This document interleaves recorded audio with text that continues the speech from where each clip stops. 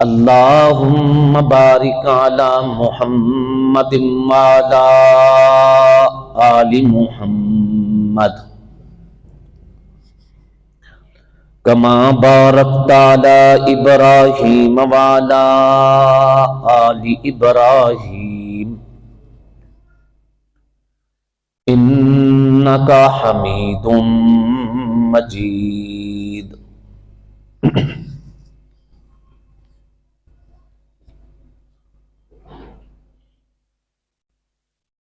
معزز سامعین،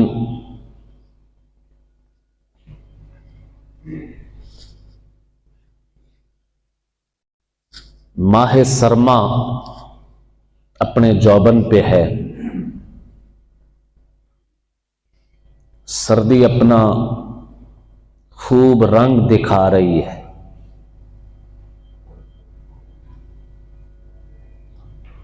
اب تو وہ بزرگ بھی جو کہا کرتے تھے ہون او سردیاں نہیں رہیاں، وہ بھی مان گئے ہیں کہ وہ سردیاں آ گئی ہیں۔ یہ بھی اللہ پاک کی نشانیوں میں سے ایک نشانی ہے۔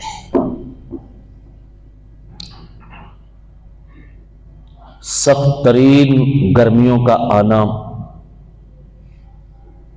گرمیوں کے بعد سردیوں کا آنا، احادیث مبارکہ میں اس کا تذکرہ یوں بھی ملتا ہے، جہنم نے بارگاہ رب العالمین میں شکایت کی، مولا کریم سخت جل گئی ہوں۔ رب تعالی نے اس سے فرمایا کہ تو 2 سانس لیا کر۔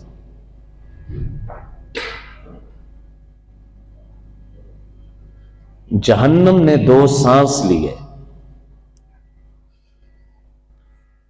ایک سانس سرد ٹھنڈا اور ایک سانس گرم، پھر اس کے اثرات دنیا پہ پڑے، سردی بھی اور گرمی بھی۔ بہت سارے اہل علم نے اس حدیث مبارکہ کی تشریح مختلف پہلوؤں سے کی ہے، لیکن اس کا ایک ظاہری معنی ہمارے ہاں پائی جانے والی گرمی اور سردی بھی ہے۔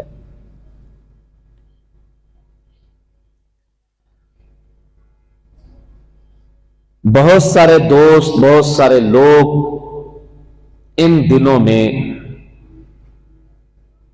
اس خواہش کا اظہار کرتے ہیں کہ بارش ہو جائے، اور بارش ہونے سے سردی کم ہو جائے گی، موسم صاف ہو جائے گا۔ بارشیں میری اور آپ کی پابند تو ہے نہیں کہ میری اور آپ کی خواہش پہ بارشیں برسنے لگے۔ ان بادلوں پہ میرا اور آپ کا حکم تو چلتا نہیں کہ ہم ان بادلوں کو جہاں چاہیں روک لیں، برسائیں تو یہ برس جائیں۔ نہ ان ہواؤں پہ، نہ بادلوں پہ، نہ ندی نالوں پہ، نہ دریاؤں پہ، نہ سمندروں پہ، یہ سارے کے سارے رب العالمین کے قبضہ قدرت میں ہیں۔ رب العالمین جب چاہیں، جہاں چاہیں، جتنی چاہے بارش برسا دیں۔ رب العالمین نے اپنی اس قدرت کا قرآن کریم میں جا بجا اعلان کیا ہے کہ ان بادلوں پہ ہماری قدرت ہے، ان بادلوں میں ہواؤں کو، ان بادلوں میں پانی کو سمو دینا اور پھر یہ لیے لیے پھریں، یہ ہماری قدرت سے ہے۔ اور ان بادلوں میں بجلیاں بھر دینا، یہ ہماری طاقت سے ہے۔ ان بادلوں کو رحمت بنا دینا، یہ ہماری قدرت سے ہے۔ ان بادلوں ہی کو عذاب بنا دینا، یہ بھی ہماری منشا سے ہے۔ انہی بادلوں کو انسان، حیوان، چرند، پرند، نباتات، جڑی بوٹیاں، پہاڑ، ندی نالے، ان سب کے لیے باعث حیات بنا دینا۔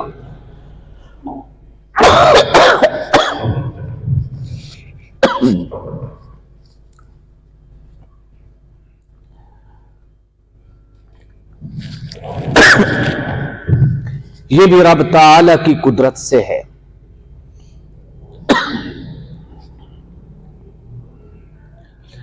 اللہ پاک نے جا بجا اس کا اظہار کیا۔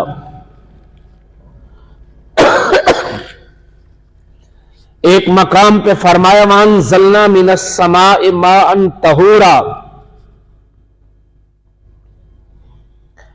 ہم نے آسمان سے پاکیزہ پانی اتارا، لِنُحْيِيَ بِهِ بَلْدَةً مَيْتًا، تاکہ ہم اس پانی کے ذریعہ مردہ شہروں کو زندگی بخشیں۔ لِنُحْيِيَ بِهِ بَلْدَةً مَيْتًا، بنجر زمینوں کو روئیدگی عطا کرے، تر و تازگی۔ وَنُسْقِيَهُ مِمَّا خَلَقْنَا أَنْعَامًا وَكَثِيرًا، أَنْعَامًا وَأَنَاسِيَّ كَثِيرًا، ہم ان پانیوں کے ذریعہ انسانوں کو اور بہت ساری مخلوقات کو سیراب کریں۔ ایک مقام پہ اللہ نے فرمایا وَأَنزَلَ مِنَ السَّمَاءِ مَاءً، اور آسمان سے پانی برسایا، فَأَخْرَجَ بِهِ مِنَ الثَّمَرَاتِ، اور پھر اس پانی کے ذریعہ میوے اگائے، رِزْقًا لَكُمْ، جو تمہارا رزق ہے، تم اس سے اپنا رزق پاتے ہو۔ ایک مقام پہ یوں ارشاد فرمایا وَأَنزَلْنَا مِنَ الْمُعْصِرَاتِ مَاءً ثَجَّاجًا لِنُخْرِجَ بِهِ حَبًّا وَنَبَاتًا وَجَنَّاتٍ أَلْفَافًا۔ وَأَنزَلْنَا مِنَ الْمُعْصِرَاتِ مَاءً ثَجَّاجًا، اور ہم نے پانیوں سے بھرے ہوئے بادلوں کو اتارا،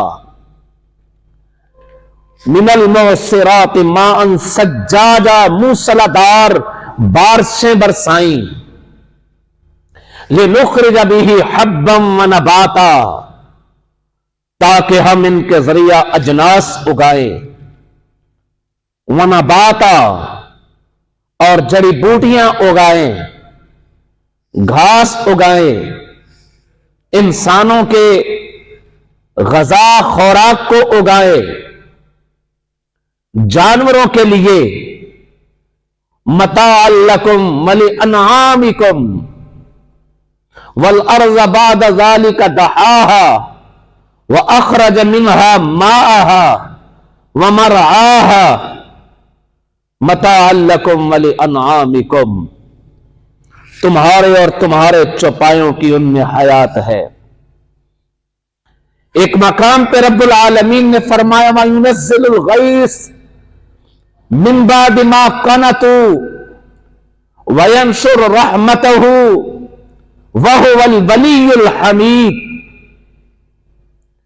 وہی ذات ہے وَيُنَزِّلُ الْغَيْثَ، بارشیں برسانے والی، مِن بَعْدِ مَا قَنَطُوا، اس وقت وہ بارشیں برساتی ہے جب بندے بارشوں سے مایوس ہو جاتے ہیں۔ وَيُنَزِّلُ الْغَيْثَ مِن بَعْدِ مَا قَنَطُوا وَيَنشُرُ رَحْمَتَهُ، اور پھر وہ اپنی رحمت کو پھیلاتا ہے۔ یہ محکمہ موسمیات والے بارشیں بناتے نہیں، بتاتے ہیں۔ یہ بناتے نہیں بلکہ بتاتے ہیں کہ فلاں فلاں کا اندازہ اور تخمینہ ہے کہ بارش برسے کی، بنانے والی ذات وہی ہے۔ تو میں عرض کر رہا ہوں کہ ہماری خواہش تو ہوتی ہے، ہماری ضرورت بھی ہوتی ہے، ہماری ہی نہیں، حیوانات کی، نباتات کی، زمین پہ اگنے والی ہر ایک شے کی۔ پانی تو پانی، یہ ضرورت ہے ہر شے کی، سب کی ضرورت ہوتی ہے، لیکن بادل کسی کے قبضے میں نہیں، یہ رب کے قبضے میں ہے۔ برساتا کون ہے؟ اللہ۔ جب سارا قبضہ اور کنٹرول ہی رب العالمین کا ہے، ضرورت ہماری ہے، چاہتے ہم ہیں، برسا سکتے نہیں، تو پھر یقیناً ہمیں اس کی طرف رخ کرنا پڑے گا، اس کی طرف رجوع کرنا پڑے گا جس کے کنٹرول میں ہے، جہاں کے کہنے سے یہ برستا ہے، جس کے آرڈر پہ یہ چلتا ہے، اس کی طرف رخ کرنا پڑے گا، ادھر رجوع کرنا پڑے گا، درخواست وہاں جمع کرانی پڑے گی۔ اس درخواست جمع کرانے کو کہتے ہیں استسقاء۔ درخواست جمع کرانے کو کیا کہتے ہیں؟ استسقاء، پانی مانگنا، پانی طلب کرنا۔ اور یہ استسقاء یہ ہر قوم کی بھی ضرورت، یہ ہر مخلوق کی ضرورت۔ حضرت موسیٰ علیہ الصلاۃ والتسلیم ایک میدان میں ہے، اور اس میدان میں نہ کوئی چشمہ، نہ کوئی ندی نالا، اور نہ آسمان سے پانی برس رہا ہے۔ قوم پانی کی بوند بوند کو ترسنے لگی، اور حضرت موسیٰ علیہ السلام کی خدمت میں حاضر ہوئی، عرض کرنے لگی موسیٰ پانی چاہیے، اپنے رب سے ہمارے لیے پانی کی درخواست کیجیے۔ وَإِذِ اسْتَسْقَىٰ مُوسَىٰ لِقَوْمِهِ، قرآن کریم نے اس استسقاء کا تذکرہ کیا ہے کہ جب بنی اسرائیل موسیٰ علیہ الصلاۃ والتسلیم کی خدمت میں حاضر ہوئی اور پانی کی درخواست کی کہ موسیٰ اپنے رب سے پانی طلب کیجیے، وَإِذِ اسْتَسْقَىٰ، پھر حضرت موسیٰ علیہ الصلاۃ والتسلیم نے بارگاہ رب العالمین میں درخواست پیش کی۔ وَإِذِ اسْتَسْقَىٰ مُوسَىٰ لِقَوْمِهِ، پھر اللہ پاک نے حضرت موسیٰ علیہ السلام کی درخواست کو یوں قبول کیا، فَقُلْنَا، ہم نے کہا، موسیٰ اضرب بعصاک الحجر، لاٹھی کو پتھر پہ ماریے۔ اب بظاہر لاٹھی کو پتھر پہ ماریں، لاٹھی بھی سخت، پتھر بھی سخت، سخت شے سے ٹکرائے تو وہاں پانی کے فوارے نہیں، آگ کے انگارے پھوٹتے ہیں۔ پتھر کو پتھر پہ مارے تو کیا نکلے گی؟ آگ نکلتی ہے۔ پتھر پتھر سے ٹکرائے تو آگ کے انگارے نکلتے ہیں، پانی کے فوارے نہیں۔ آگ کے شرارے پھوٹتے ہیں، پانی کے فوارے نہیں۔ لیکن رب العالمین گاہے بگاہے اپنی قدرت کو اس انداز میں واضح کرتے ہیں کہ کھلی آنکھوں ہمیں نظر آ رہا ہے کہ اس سسٹم کے پیچھے کوئی بڑی طاقت ہے۔ فقلنا، ہم نے کہا، اضرب بعصاک الحجر، موسیٰ یہ لاٹھی پتھر پہ مارو۔ پتھر پہ ماری، فانفجرت منہ اثنتا عشرۃ عینا، موسیٰ علیہ السلام کی قوم 12 قبیلوں میں تھی تو 12 پانی کے چشمے جاری ہو گئے۔ فانفجرت منہ اثنتا عشرۃ عینا کل قد علم، ہر ایک نے اپنے اپنے پینے کے گھاٹ کو پہچانا اور اس سے پانی لیا۔ تو میں عرض یہ کرنے لگا ہوں، ان بادلوں پہ اختیار ہمارا نہیں۔ جب ہمارا اختیار نہیں تو پھر بادلوں سے پانی لینے کے لیے ہمیں اس ذات کی طرف رجوع کرنا پڑے گا، اس ہستی کی طرف جانا پڑے گا جو صاحب اختیار ہے، جو صاحب اقتدار ہے، جس کے قبضہ قدرت میں ہے یہ سارے کے سارے بادل۔ اس ذات کی طرف رجوع نبیوں نے کیا، اس ذات کی طرف رجوع قوموں نے کیا۔ ایک مقام پہ قرآن کریم نے حضرت ہود علیہ السلام کا تذکرہ کیا، وَإِلَىٰ عَادٍ أَخَاهُمْ هُودًا قَالَ يَا قَوْمِ اعْبُدُوا اللَّهَ مَا لَكُم مِّنْ إِلَٰهٍ غَيْرُهُ۔ حضرت ہود علیہ السلام اپنی قوم کو کہہ رہے ہیں، اے میری قوم، استغفروا ربکم ثم توبوا الیہ یرسل السماء علیکم مدرارا، یرسل السماء علیکم مدرارا۔ حضرت نوح علیہ الصلاۃ والتسلیم نے اپنی قوم سے کہا، اے میری قوم، میں تمہیں کئی بار کہہ چکا ہوں، استغفروا ربکم، اپنے رب کی طرف آؤ، یرسل السماء علیکم مدرارا ویجعل لکم انہارا، وہی تمہارے لیے موسلادھار بارشیں برسائے گا اور وہی تمہارے لیے نہریں جاری کرے گا، وہی ہے رب، اس کی طرف رجوع کرو۔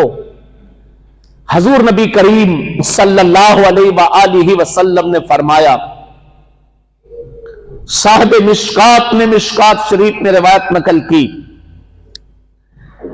کہ پہلی قوموں میں پانی کا قحط پڑا تو اللہ کی طرف رجوع کرنے کے لیے قوم اپنے وقت کے نبی کی معیت میں جنگل کی طرف نکلی، اپنے وقت کے نبی کی معیت میں جنگل کی طرف نکلی کہ نبی دعا مانگے، قوم بھی مل کے دعا مانگے۔ نبی نے دیکھا ایک چیونٹی، ایک چیونٹی، چیونٹی کسے کہتے ہیں ہم؟ کیڑی کو۔ ایک کیڑی وہ رب کی طرف رخ کر کے دعا مانگ رہی ہے۔ اب کوئی کہے گا नबी को कैसे पता चला कि ये दुआ मांग रही है?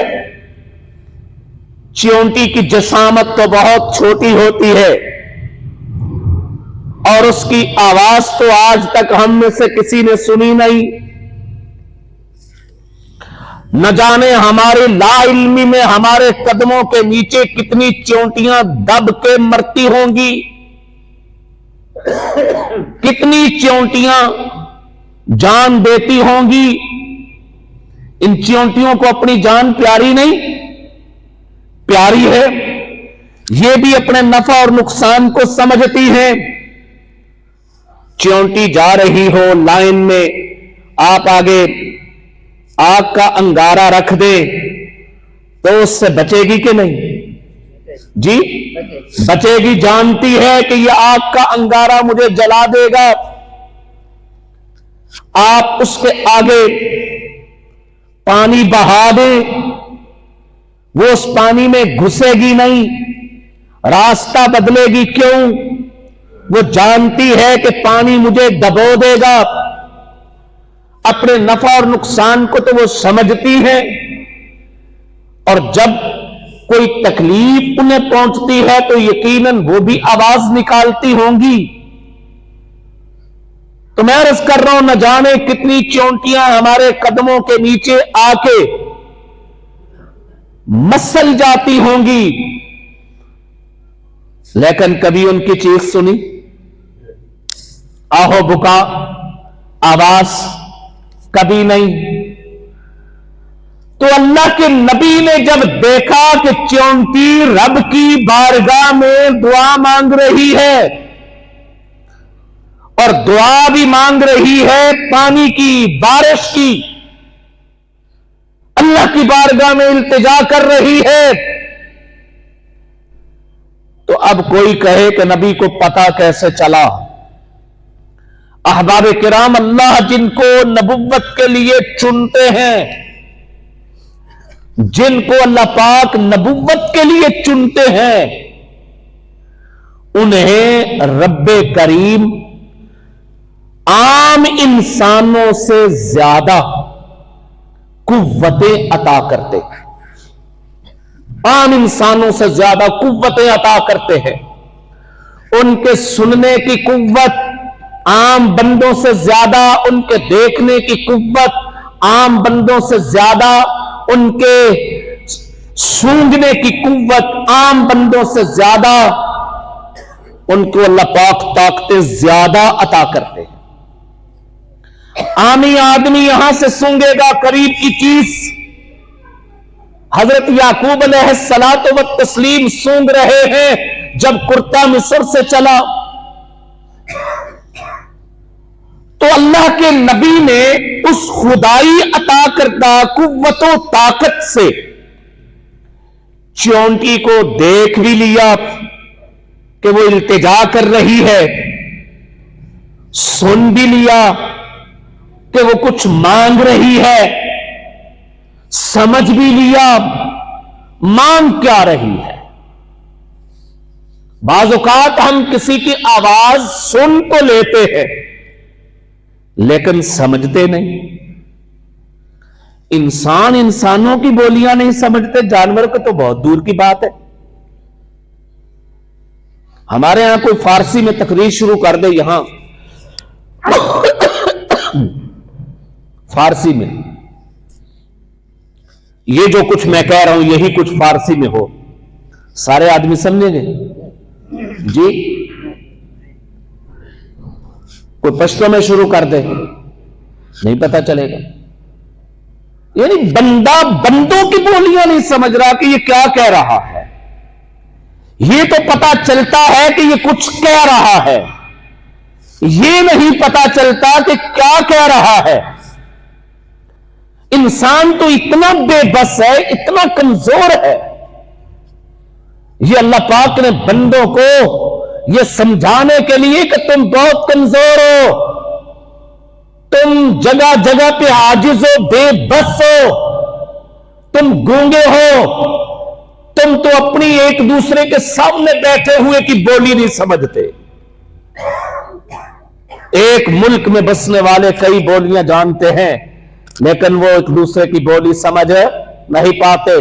तो हैवानों की कैसे समझेंगे, जानवरों की कैसे समझेंगे, हशरातुल अर्ज की कैसे समझेंगे। ये अल्लाह पाक ने नबियों को इजाफी कुव्वत अता की होती है। ये कोई ऐसी बात नहीं कि हम इसे कहें कि अकल के खिलाफ है। आपने किसी शख्स को जिस मनसब पे बैठाना है उसमें कोई ना कोई तो इस्तेदाद देखेंगे ना, और कोई ना कोई इजाफी ओहदा दे के बैठाएंगे, कोई ना कोई इजाफी ओहदा दे के बैठाएंगे। आपने इस मिंबर पे जिसको बैठाना है ये तो देखेंगे यार ये कुछ ना कुछ जानता भी है कि नहीं, और फिर कुछ ना कुछ इख्तियार दे के भी बैठाएंगे। मौलाना जरूरी नहीं कि हर तकरीर लिखी लिखाई आए, आप अपनी सवाबदीद से भी कुछ कह सकते हैं। तो अल्लाह पाक ने जिसको मोजज़ा अता करना है, जिसे नबी बनाना है, तो उन्हें भी रब ताला आमी इंसानों से जाहिरी और बातनी कुव्वतें बढ़ा के देते हैं। ये उनके मनसब का तकाजा होता है। तो अल्लाह के नबी ने चींटी को देखा, मांग रही है, और सुना, समझा मांग क्या रही है। चींटी मांग क्या रही है, और चींटी की बात नबी ने बताई। यह रिवायत साहिब मिशकात ने मिशकात शरीफ में नकल की है कि साबिका नबियों में से एक नबी, उनका किस्सा है। चींटी मांग रही है, मौला करीम ये तेरी मखलूक पानी को तरस गई, तू इन बादलों को अपनी मखलूक पे बरसा दे। कितनी जरूरत होगी चींटी की पानी की, कितनी? 2 जग जी नहीं, 2 जग नहीं, 1 गिलास नहीं, कितनी जरूरत होगी। लेकिन वो मांग क्या रही है? बादल बरसा दे, बादल। उस अगली मखलूक को यह भी खबर नहीं जब बादल बरसेंगे तो मेरा वजूद कहां होगा, मैं कहां जाऊंगी। ये पानी जिस वक्त बह के आएगा नाले की शक्ल में, ये तो बहा के ले जाता है बस्तियों को भी, मैं कहां जाऊंगी, मैं तो बह जाऊंगी। वो मांग क्या रही है रब से? बादल बरसा दे। और उसकी अपनी जरूरत कितनी है? एक कतरा, कतरा भी पूरा नहीं, और उसे ये भी भोली है, या फिर वो अपने मफादात से बाला तर होकर सोच रही है। वो अपने मफाद से बाला तर होकर सोच रही है, अपने लिए नहीं, अपनी रब की मखलूक के लिए। जब नबी ने, अल्लाह के नबी ने उस चींटी की वो दरखास्त सुनी तो अपनी कौम से कहा चलो वापस चलो। अब अल्लाह की बारगाह में ऐसी मुखलस दुआ पेश हो गई है कि रब ताला इसे रद्द नहीं करेंगे। इतनी खुलूस भरी दुआ पेश हो गई है, अपने मफादात से बालातर होके कि मेरा ये बारिश बरसी तो मेरा क्या बनेगा, मेरी बिल, मेरा सुराख कहां जाएगा, मेरी बरादरी कहां जाएगी। क्योंकि ये दरख्तों पे नहीं रहती, ये तो जमीन के अंदर बिल्ले बना बना के, सुराख बना बना के रहती हैं। लेकिन दुआ मांग रही है अपनी जात से ऊंची ऊपर होके, मफादे आमा में, मखलूके खुदा की भलाई के लिए। इतनी पुरखुलूस दुआ। अल्लाह के नबी फरमाते हैं वापस चलो, अब अल्लाह पाक इस दुआ को रद्द नहीं करेंगे। और फिर ऐसा ही हुआ, कुछ देर बाद बारिश बरसने लग गई। तो मैं अर्ज कर रहा हूं, बारिशें जरूरत, लेकिन इनकी तलब जरूरी है। तलब ही को इस्तिस्का कहते हैं। ये तलब मखलूक करती है। طلب کرنا مخلوق کو جچتا ہے، طلب کرنا مخلوق کو سجتا ہے، طلب کرنا یہ مخلوق کی عادت ہے۔ حضور نبی کریم صلی اللہ علیہ وآلہ وسلم کی مبارک زندگی میں بہت مرتبہ لوگوں نے درخواست کی، اللہ کے رسول بارش چاہیے۔ ایک بار نبی کریم صلی اللہ علیہ وسلم بروز جمعہ خطبہ دے رہے ہیں، دوران خطبہ بندہ ایک آیا، اس نے کھڑے ہو کے عرض کی، اللہ کے رسول ہمارے جانور ہلاک ہو گئے، ہمارے چھپائے مال مویشی تباہ ہو گئے، ہماری کھیتیاں خشک ہو گئی، بنجر ہو گئی، کاٹ پڑ گیا، ہم بھوکوں مرنے لگے، رب العالمین سے بارش کی دعا کیجئے۔ حضور نبی مکرم شفیع معظم حضور اکرم صلی اللہ علیہ وآلہ وسلم نے وہیں کھڑے کھڑے دعا کی، کھڑے کھڑے دعا کی۔ حضرات صحابہ جمعہ پڑھنے آئے تو خشک خشک آئے، جب واپس جا رہے ہیں تو بھیگتی بارش میں جا رہے ہیں، اور پھر پورا ہفتہ بارش برستی رہی، پورا ہفتہ بارش برستی رہی، وادیاں بہہ پڑی، نالے بہہ پڑے۔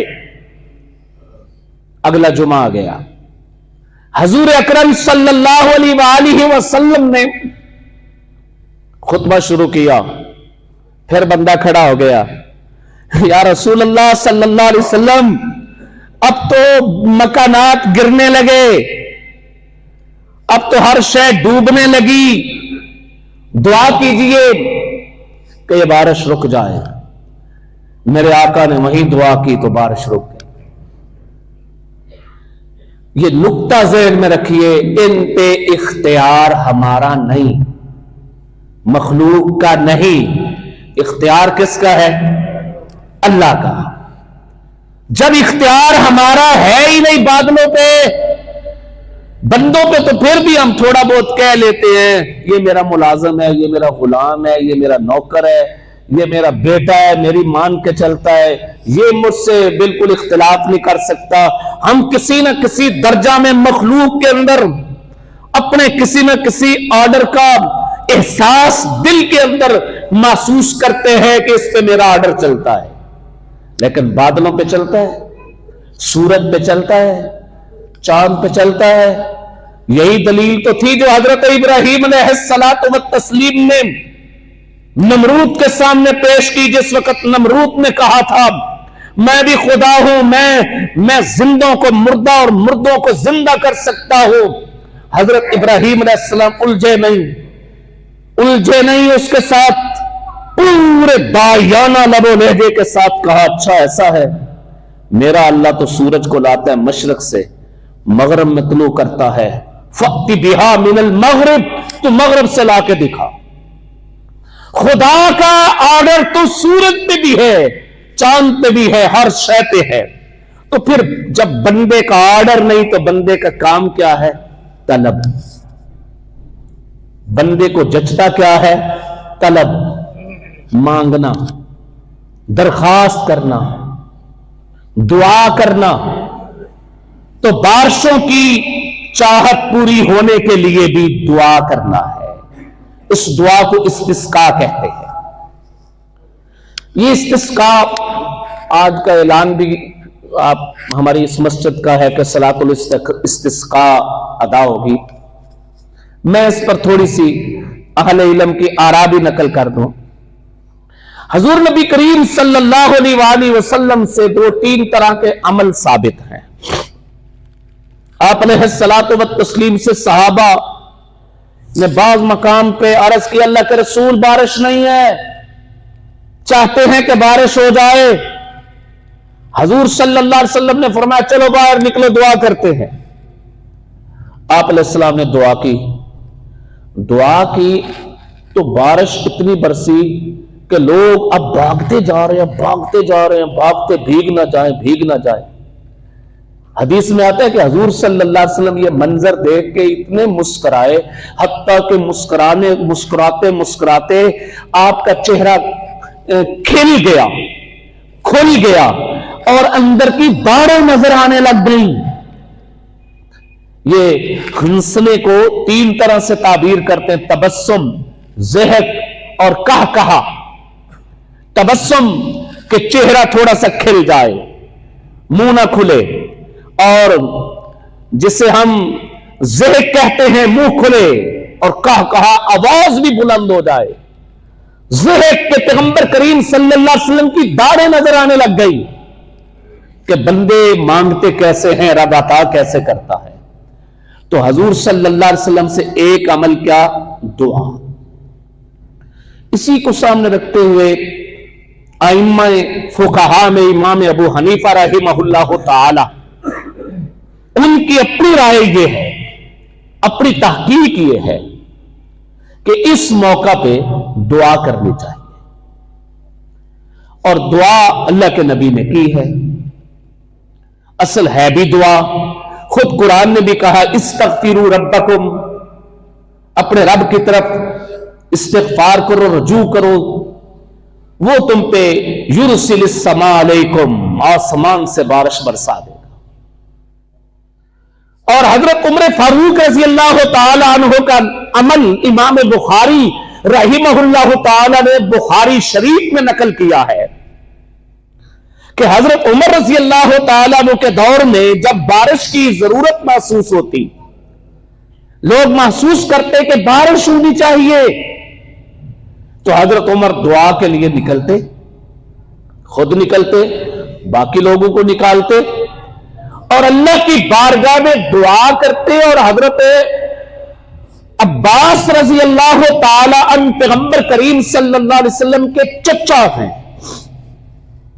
انہیں اپنے ساتھ کھڑا کرتے، ساتھ کھڑا کر کے کہتے اللہم انا نتوسل الیک بعم نبیک،